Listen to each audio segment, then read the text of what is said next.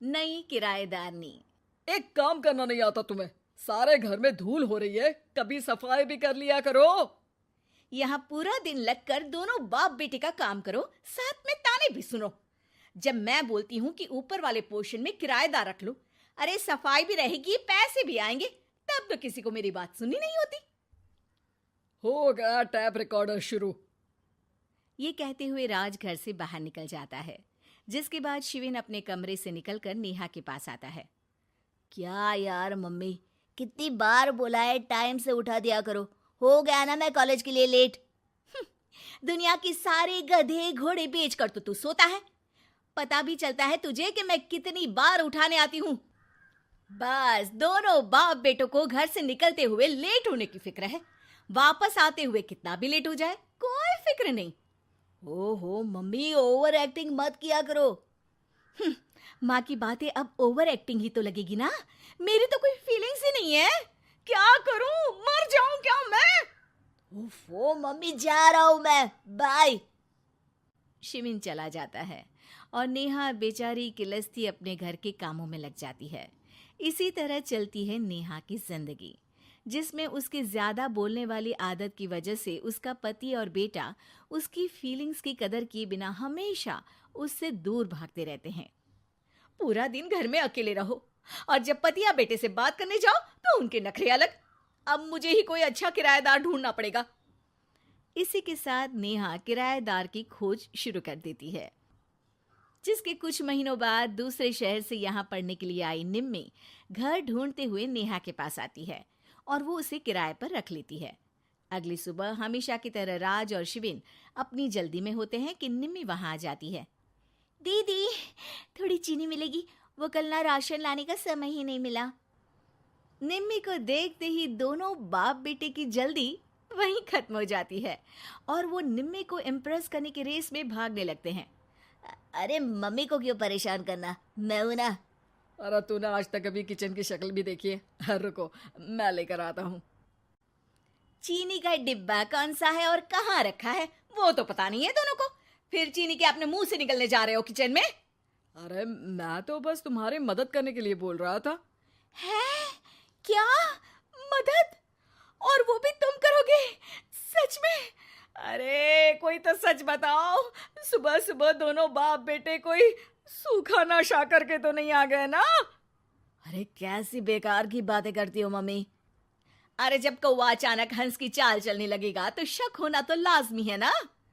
घर का ऐसा माहौल देख निम्मी वहां से जाने ही लगती है कि राज उसे रोक लेता है। अरे आपने चीनी तो ली ही नहीं? इट्स ओके भैया, मैं आज बिना चाय की ही कॉलेज चली जाऊंगी। जहां एक तरफ भैया सुन राज का दिल टूट जाता है, वहीं कॉलेज सुन शिविन खुश हो जाता है। वैसे आप कौन से कॉलेज में हो? इस पर निम्मी जवाब देने ही वाली होती है, लेकिन नेहा टोकते हुए बीच में बोल पड़ती है। अब दोनों को देर नहीं हो रही। हद है इनसे भी, कहीं बात बनने ही नहीं देंगे मेरी तो। अरे जा रहे, अब यहाँ बचाई क्या है? इस पर निम्मी के पीछे पीछे शिविन कॉलेज की तरफ और राज ऑफिस चला जाता है। इसी तरह दिन बीतने लगते हैं, जिसमें अब सुबह जल्दी जाना और शाम लेट आने का सिलसिला सुबह लेट जाना और शाम जल्दी आने में बदल जाता है। एक शाम वो दोनों समय से पहले ही घर वापस आ जाते हैं, जिन्हें देख नेहा हैरान रह जाती है। हाय मेरे रब्बा, अरे पहले घर जल्दी आना शुरू कर दिया और आज तो उससे भी जल्दी। कहीं मैं कोई सपना तो नहीं देख रही? मतलब अब क्या हम अपने घर भी जल्दी वापस नहीं आ सकते? अरे घर तो कितने सालों से तुम्हारा ही है, पर लगता है कि अपना ही है, इस बात का एहसास अब हुआ है। वो सब ठीक है मम्मी, निम्मी कहाँ है? जरा उसे बर्थडे विश तो कर दूं। अरे वाह रे, आज तक तो अपनी माँ का बर्थडे तुझे याद नहीं रहा, उसका बहुत याद है। वो तो मुझे पापा ने याद दिलाया है। हैं? अरे क्या बोल रहे हो तुम झूठे? नहीं बेबी, देखो मुझे तो तुम्हारा बर्थडे भी याद नहीं रहता, तो उसका कहाँ से याद रहेगा मुझे? तौबा, मैंने तो किराएदार रखकर अपने ही पैर पर कुल्हाड़ी मार ली। बेटा तो बेटा, यहाँ तो बाप भी किसी से कम नहीं है। इतनी देर में निम्मी भी घर वापस आ जाती है, जिसे देखते ही शिविन हैप्पी बर्थडे गीत गाता हुआ उसके पास चला जाता है। हैप्पी बर्थडे निम्मी। बताओ आज क्या चाहिए तुम्हें? हाँ हाँ, मांग लो ना इसकी जान। अरे नहीं नहीं, मुझे कुछ नहीं चाहिए, बल्कि मैं तो आज आप लोगों को कुछ देने आई हूँ। क्या क्या देने आई हो? निम्मी अपनी बैग में से मिठाई का डिब्बा और शादी का कार्ड निकालती है। ये मेरी शादी का कार्ड और मिठाई। आप सबको मेरी शादी में जरूर आना है और इसी खुशी में मिठाई खाइए।